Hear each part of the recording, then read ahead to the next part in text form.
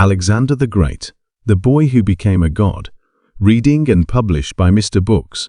In the annals of history, few figures shine as brightly as Alexander the Great, whose ambition, strategic brilliance, and unyielding courage transformed him from a mere boy in the royal palace of Macedonia into one of the most legendary conquerors of all time. Born in 356 BCE to King Philip II and Queen Olympias, Alexander's early life was painted against a backdrop of fierce political intrigue and philosophical enlightenment. His father, a formidable monarch, established Macedon as a dominant power, while his mother, a woman of fierce will, instilled in him the belief that he was destined for greatness. This unique upbringing set the stage for a life marked not just by military prowess, but also by profound cultural influence. This work aims to illuminate the fascinating journey of a young prince who, against daunting odds, rose to become a godlike figure in the eyes of his followers and adversaries alike. The prologue and each subsequent chapter will explore significant milestones in Alexander's life, providing insights into his character, his motivations, and the historical context in which he lived. We begin with the prologue, examining the enduring legacy of his conquests, and then move through pivotal segments of his adolescence and early reign. The narrative will culminate in an exploration of his military campaigns, particularly the Siege of Tyre, famed for its formidable defenses, showcasing Alexander's innovative strategies and unyielding spirit.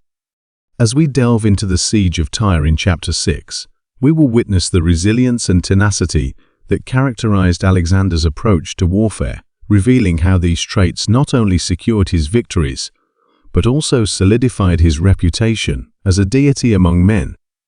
The story will not merely dwell on the battles he fought, but will also reveal the profound impact of his philosophical education and the influence of mentors, notably Aristotle, who guided his early understanding of ethics, governance, and the world.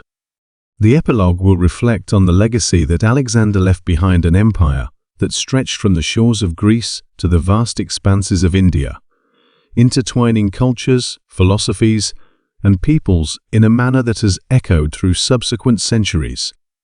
By examining both the legendary and the historical aspects of Alexander's life, this book endeavors to provide a comprehensive portrait of a man who not only aspired to become a god, but, through his actions and achievements, seemed to achieve immortality in the hearts and minds of those who lived in his grand shadow. Before we dive in, make sure to subscribe and hit that like button to support the channel. And don't forget to turn on the notification bell so you never miss an audiobook that could change your life. Now, let's begin. Enjoy. Chapter 1. The Birth of a Conqueror. Alexander's journey began long before he first took to the battlefield. His birth in 356 BCE in Pella, the capital of Macedonia, marked the advent of a ruler whose ambition would soon know no bounds. Surrounded by a tumultuous political landscape, Alexander was the son of Philip II, king, renowned for his military acumen and statesmanship, and Olympias, a woman steeped in mysticism and ambition. This formidable parental influence provided him with a robust foundation from which to launch his extraordinary career. From an early age, Alexander exhibited traits that would later define his character. According to ancient historians, even as a toddler, he displayed an insatiable curiosity and an unyielding thirst for knowledge, characteristics that would serve him well. His education was paramount, largely facilitated by the renowned philosopher Aristotle. This intellectual mentoring began at the age of 13, during which Aristotle instilled in him the principles of Greek philosophy, ethics, and the importance of cultural understanding. These formative years shaped Alexander's worldview, fostering a deep respect for knowledge, governance, and the arts, which he would later carry into his conquests.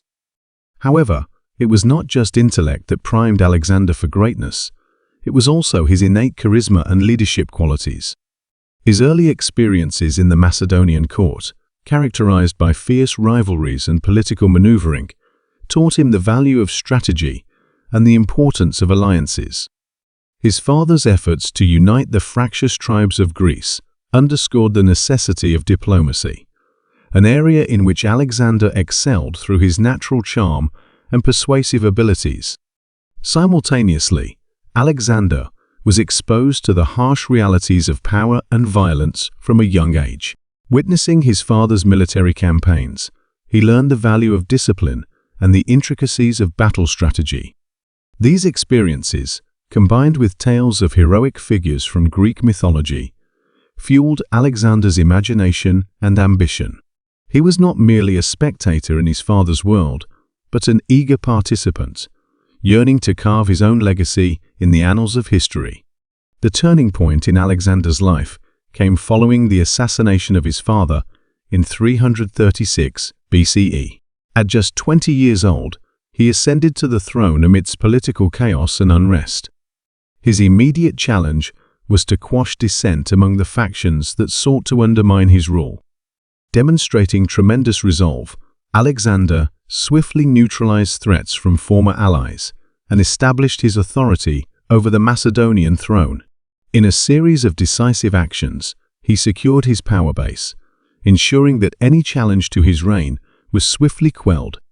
Furthermore, Alexander's desire for conquest became apparent as he turned his gaze toward Persia, the expansive empire that had long been a royal adversary. His vision extended beyond mere expansion. He saw the potential for cultural amalgamation and the spread of Hellenistic ideals. This ambition was not only about territorial gain, but also about the dissemination of Greek culture and political concepts throughout the known world. Ultimately, Alexander's early years were defined by a confluence of intellectual development, political acumen, and a yearning for glory. These formative experiences forged a leader who would captivate the world with his unprecedented achievements and ambitious vision. The chapters that follow will delve into the pivotal moments that transformed Alexander from a young prince into a military commander of legendary status, tracing his steps through the annals of history as he began his storied journey across continents. Chapter 2. Lessons from the Lyceum. The Lyceum, where Alexander received his early education, was more than just an institution of learning. It was a crucible for critical thinking and philosophical debate. Founded by Aristotle in Athens, it became a significant influence on Alexander's intellectual and moral development. Aristotle, one of the greatest philosophers of all time, recognized the potential in his young pupil and tailored his teaching to mold Alexander into a thinker and a leader. Most scholars agree that Aristotle's curriculum was comprehensive, covering diverse subjects such as ethics, politics, philosophy, and the sciences. The philosophical tenets and moral frameworks imparted by Aristotle laid the groundwork for Alexander's future decisions as a ruler. Mathematics and astronomy were also part of his education skills that would later aid his navigational strategies during military campaigns. Aristotle's emphasis on reason and observation prepared Alexander to approach problems with a logical mindset, a trait he would rely upon as he ventured into the complexities of governance and warfare. Among the many lessons, the concept of the ideal ruler stood out to Alexander. Aristotle argued that a ruler should possess both wisdom and virtue, embodying the characteristics admired by the populace. This ideal resonated with Alexander, who, striving for greatness, sought to embody these attributes. His subsequent endeavors would often reflect a commitment to this ideal, as he pursued not only military victories, but also the hearts and minds of the people he governed. Moreover, the Lyceum fostered a sense of inquiry in Alexander. He learned to challenge preconceived notions and engage in philosophical discourse. This intellectual curiosity prompted him to question the norms of the time and consider alternative perspectives. This mindset was pivotal during his later campaigns, where understanding the cultures he sought to conquer played a crucial role in his military strategies. In addition to formal teachings, the Lyceum facilitated discussions on ethics and governance that would define Alexander's worldview. He was taught about the importance of justice and the responsibilities of a ruler towards his subjects. This foundation in ethics guided him as he battled for territories, and, ultimately, as he sought to govern vast populations with diverse customs and beliefs. As Alexander matured, he became deeply influenced by the idea of cultural superiority, a notion that he grappled with throughout his conquests. Inspired by the teachings of Aristotle, he believed that the spread of Greek culture would elevate the societies he encountered, leading to a more unified and enlightened world. This belief played a pivotal role in his decisions, motivating him to engage with local customs, even as he sought to impose Hellenistic ideals. The impact of the Lyceum on Alexander cannot be overstated. The knowledge and philosophical insights gained during these formative years equipped him with essential tools as he navigated the complexities of leadership. Indeed, Aristotle's teachings were a compass that guided Alexander through the labyrinth of political intrigue and military strategy he would face as he embarked on his extraordinary campaigns. In hindsight, the lessons from the Lyceum were instrumental in shaping a ruler who would be both revered and feared. Combining intellectual rigor with ambition, Alexander emerged as a leader who aspired to greatness not only through military conquests, but also through the promotion of knowledge and culture. His intellectual legacy would become intertwined with his military achievements as he sought to create a world that blended the best of Greek civilization with the vast diversity of the territories he conquered. Chapter 3. The Early Exploits of the Young King.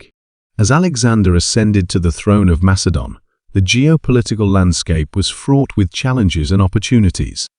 His early exploits as king saw him confront not only external enemies, but also internal dissent, encapsulating the dual pressures of consolidating power and pursuing military ambitions. Emerging from the shadow of his father, Philip I Alexander was determined to carve a unique identity, one that would resonate through the annals of history. The first test of Alexander's mettle came swiftly. With news of his father's assassination still reverberating throughout the realm, he faced immediate threats from discontented factions within Macedonia and former allies who sought to reclaim autonomy. Displaying remarkable decisiveness, Alexander embarked on a campaign to silence dissent. He executed conspirators who threatened his legitimacy, demonstrating a brutal efficiency that reflected the fierce resolve he had cultivated during his upbringing. Consolidating his power was just the beginning. With his grip on Macedon secure, Alexander turned his attention to the greater Greek world. For years, Philip I had meticulously established Macedonian dominance over Greece, and Alexander was determined to uphold that legacy. The Balkan states, though previously united under Philip's banner, were on the brink of rebellion, eager to challenge Macedonian authority. Alexander's first major military effort involved quelling these uprisings by displaying overwhelming force. In 335 BCE, he marched south to Thebes, the once dominant rival of Macedon. Recognizing the strategic importance of Thebes as a potent symbol of Greek defiance, Alexander sought to set an example that would deter future insurrections. The siege was swift and brutal. The city was overwhelmed, its leaders executed, and many citizens sold into slavery. The destruction of Thebes sent shockwaves across Greece, asserting not only Alexander's military capabilities, but also his unyielding dedication to his father's vision of a unified empire. Having pacified Thebes, Alexander proceeded to secure his southern flank through the conquest of Athens. Knowing that prolonged conflict would drain resources and morale, he opted for a strategy of negotiation combined with the threat of force. The Athenians, recognizing their precarious position, quickly submitted to Alexander's authority, thus assuring peace and allowing him to focus on his grander ambitions.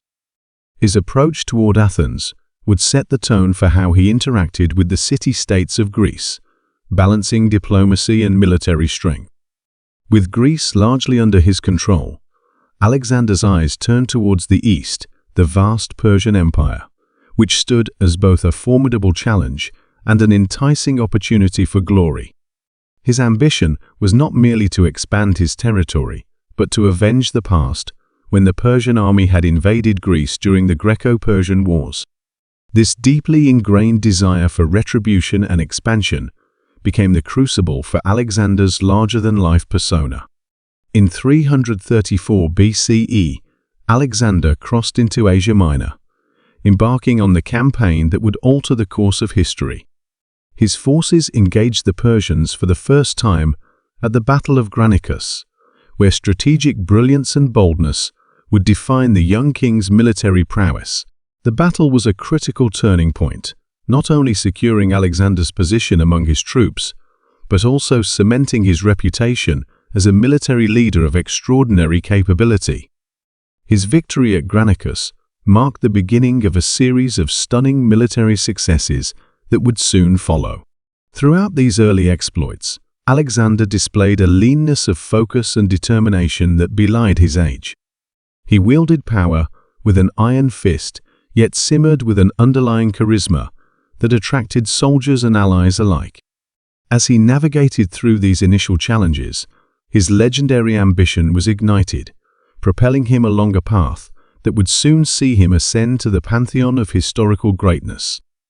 Alexander's early exploits serve as a testament to how adeptly he merged military strategy with psychological warfare, often outmaneuvering not only opposing armies, but also the political uncertainties of his time.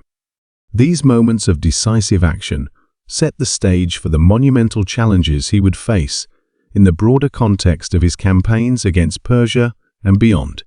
Through this combination of tactical acumen and bold ambition, Alexander began to establish himself as a leader capable of altering the trajectory of civilizations. Chapter 4. The Battle of Granicus, Forging a Leader. The Battle of Granicus, fought in May 334 BCE, stands as one of the significant early confrontations in Alexander the Great's quest to conquer the Persian Empire. This battle was not just a mere clash of arms, it was a defining moment that forged Alexander's identity as a military leader and laid the groundwork for a series of victories that would echo through history. Upon entering Asia Minor, Alexander found himself at a strategic crossroads. The Persian forces awaited him across the Granicus River, consisting of the Persian satraps and their mercenary allies. Their numerical superiority was daunting, yet Alexander possessed a keen understanding of the ethos of warfare and the spirit of his troops. His army, composed of veterans of Philippi's campaigns, was elite and well-trained, brimming with confidence from their previous conquests in Greece. Before the battle commenced, Alexander took a moment to inspire his troops. He understood that the key to victory lay not only in military tactics, but also in the morale of his men. Standing before them, he invoked the memory of their deceased comrades, stressing the honor that awaited them by striking against the arch-rivals of the Greeks. He made a vow to reclaim the territory that the Persians had once threatened, rallying his men with fiery words that stirred their spirits. As dawn broke, the clashing of swords and the shouts of soldiers filled the air. Alexander initiated the assault by leading his cavalry across the river, a bold move that would define the trajectory of the engagement. His decision to directly confront the Persian forces displayed audacious bravery, but more importantly, it showcased his belief in mobility and speed. The Persians, taken aback by the suddenness of the attack, initially struggled to organize a defense. The battle unfolded chaotically, yet Alexander's strategic foresight played a critical role. He identified the Persian general, Mithridates, in their formations and made him a target. Persuading his cavalry units to engage, Alexander pushed through the enemy lines, demonstrating remarkable skill in hand-to-hand combat. The encounter culminated in a personal duel, where Alexander's sword struck true, leading to the immediate demoralization of the Persian forces. What transpired was not just a tactical victory, it was a psychological triumph. The Persian forces, previously confident in their numbers, found their phalanx crumbling in the wake of Alexander's relentless charge. The loss of their key general contributed to the chaos within the Persian ranks, leading to widespread panic across their formation.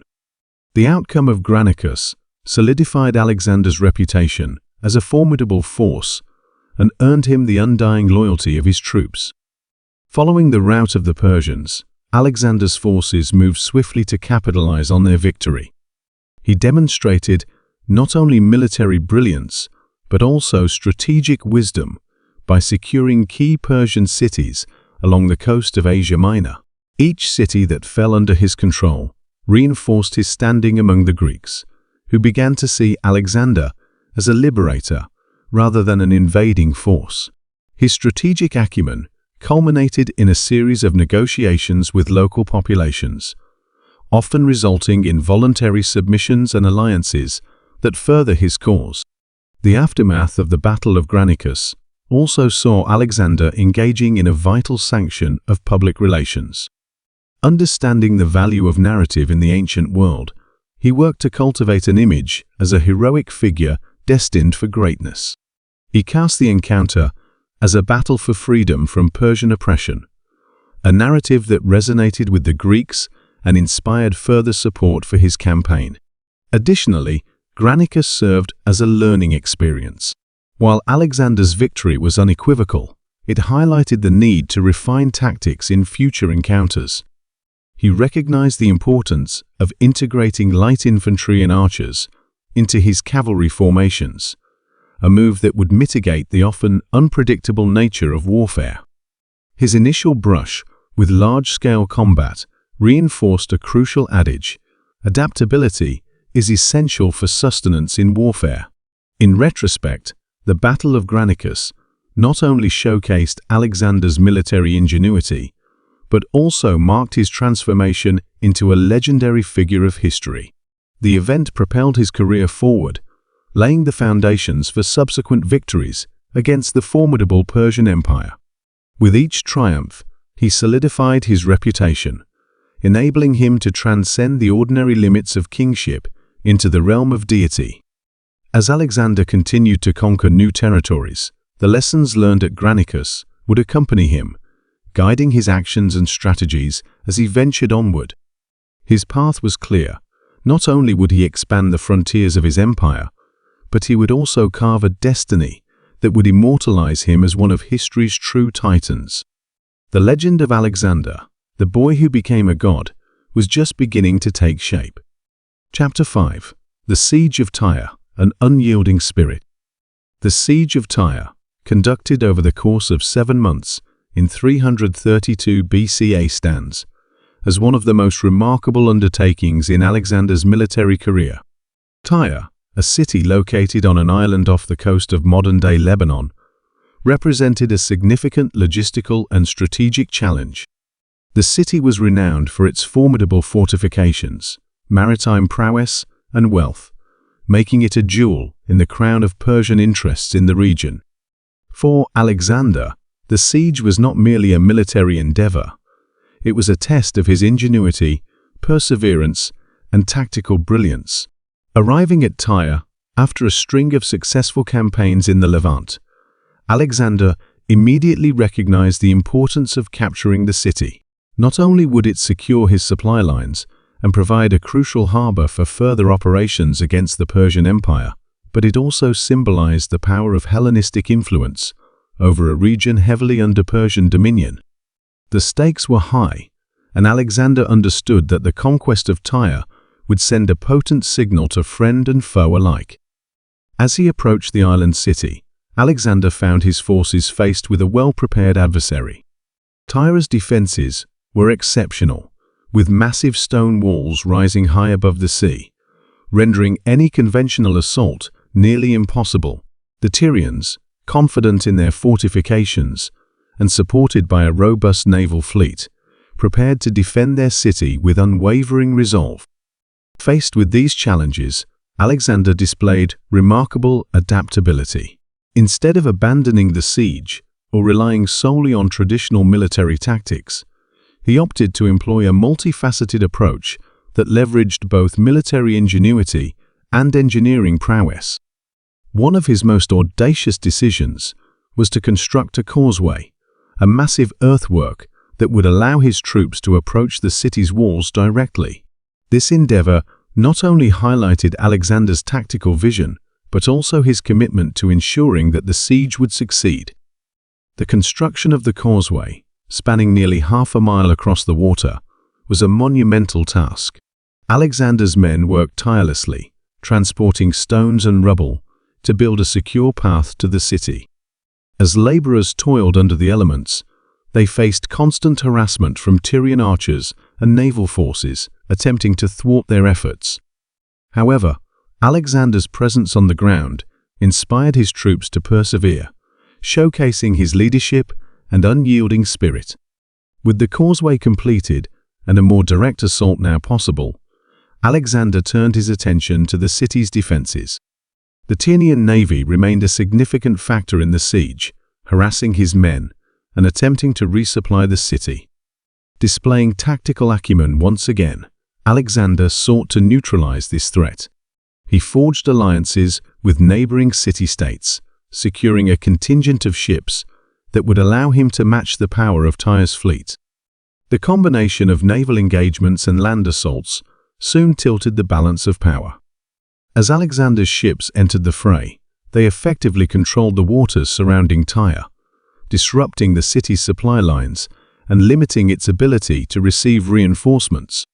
Thus embattled, the Tyrians resorted to desperate measures as supplies dwindled, compounding their struggles against Alexander's determined forces.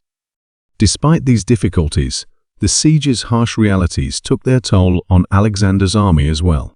With protracted warfare comes attrition, supplies became scarce, morale waned, and the constant threat of disease loomed over his soldiers.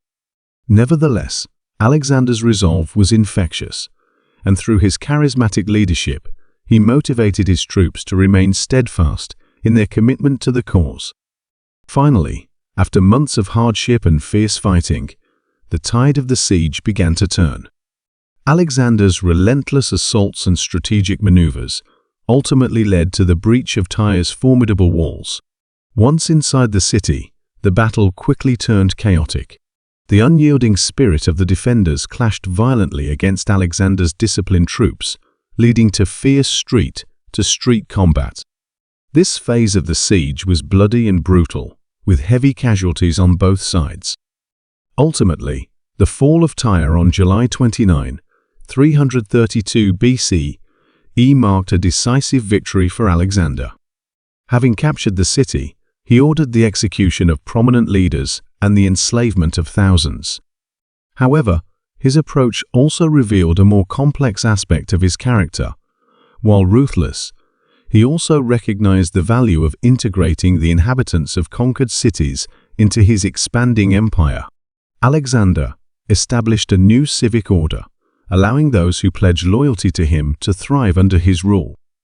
The siege of Tyre became emblematic of Alexander's multifaceted approach to warfare, demonstrating how innovation, determination, and tactical brilliance could culminate in victory against seemingly insurmountable odds. It served as a pivotal moment that crystallized his reputation as a commander who could inspire and lead, transcending traditional notions of kingship. As Alexander continued his campaign into Egypt and the heart of the Persian Empire, the lessons learned and sacrifices made during the siege of Tyre informed both his military strategy and his vision for an empire that would bridge cultures and perspectives. Tyre, once a formidable bastion of resistance, would now stand testament to the relentless spirit of a boy who had become a god, a conqueror of both kingdoms and hearts. Chapter 6. The Persian Campaign, a god among mortals. The sun rose over the vast plains of Persia, casting a golden hue across the endless ranks of Alexander's army. The year was 330 BCE, and the Macedonian king, now in his mid-20s, stood at the pinnacle of his ambition. Having defeated Darius, at Gaugamela, Alexander had shattered the Persian Empire's core, claiming Babylon, Susa, and Persepolis.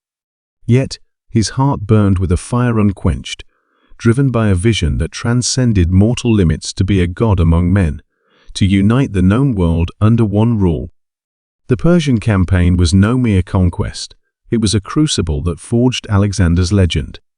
In the labyrinthine streets of Babylon, he was hailed as liberator, his name whispered in awe by those who once bowed to Persian kings.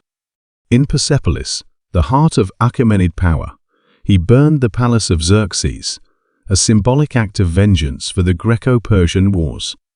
But it was in the pursuit of Darius, across deserts and mountains, that Alexander's divine aura grew. His men, hardened by years of relentless marches, saw in him a force beyond human endurance, a man who wept for his fallen horse Bucephalus, yet pressed onward, unyielding. The campaign revealed Alexander's duality, the brilliant strategist and the reckless dreamer. He adopted Persian customs, donning their robes, and integrating their nobles into his court, much to the chagrin of his Macedonian companions. To them, he was drifting from the rugged warrior king they knew, becoming an oriental despot. Yet to the Persians, he was a magnanimous ruler, sparing their lives and honoring their traditions. This balancing act was no mere diplomacy. It was Alexander's attempt to meld East and West, to create a new world order with himself as its divine architect. But the cost was steep. Mutinies simmered among his men, exhausted by endless campaigns. The murder of Darius by his own satraps, Bessos, forced Alexander to chase a new enemy into the wilds of Bactria. Each step eastward stretched his empire thinner, his dream teetering on the edge of obsession. At the Gedrosian desert, his army suffered its greatest losses, not to swords, but to sand and starvation. Thousands perished, their bones bleaching under a merciless sun. Yet, Alexander marched at their side, sharing their hunger, his eyes fixed on a horizon only he could see. By the time he reached the borders of India, Alexander was no longer just a king. To the Persians, he was a god-king; to the Greeks, a hero verging on hubris. His campaign had redrawn the map, but it had also reshaped him. The boy who once sat at Aristotle's feet now sat on the throne of Darius, his ambition a flame that consumed all in its path, friends, foes, and even himself. Epilogue, the continuation of Alexander's legend. Alexander's death, in 323 BCE, at the age of 32, was as sudden as a thunderclap. In Babylon, the city he had made his own, fever claimed the man who seemed invincible. Some whispered of poison, others of divine retribution, but the truth was simpler. His body, worn by wounds and relentless campaigns, could no longer bear the weight of his spirit. He left no clear heir, only a cryptic command that his empire go to the strongest. The empire fractured, his generals the Diadochi, carving it into kingdoms of their own. Yet, Alexander's shadow loomed larger than their squabbles. His vision of a cosmopolitan world, blending Greek and Eastern cultures, took root in the Hellenistic kingdoms that followed. Cities named Alexandria, from Egypt to the Indus, became beacons of learning and trade, their libraries and markets echoing his dream of unity. His legend grew with each retelling. To the Romans, he was a model of conquest; to medieval poets, a knight-errant; to modern scholars, a paradox of genius and madness. Temples were built in his name, and stories of his deeds, some true, some woven from myth, spread across continents. The man who sought to be a god became one, not through immortality, but through the enduring power of his name. Alexander's life was a comet, blazing briefly but illuminating the world. He showed what a single man could achieve with will and vision, but also the price of chasing divinity. His empire crumbled, but his legend endures, a testament to the mortal who dared to reach for the stars. If you found this video helpful, inspiring, or entertaining, don't forget to hit that like button. And if you're new here, make sure to subscribe and turn on the notification bell so you never miss out on future content. Your support means the world. Let me know your thoughts in the comments below.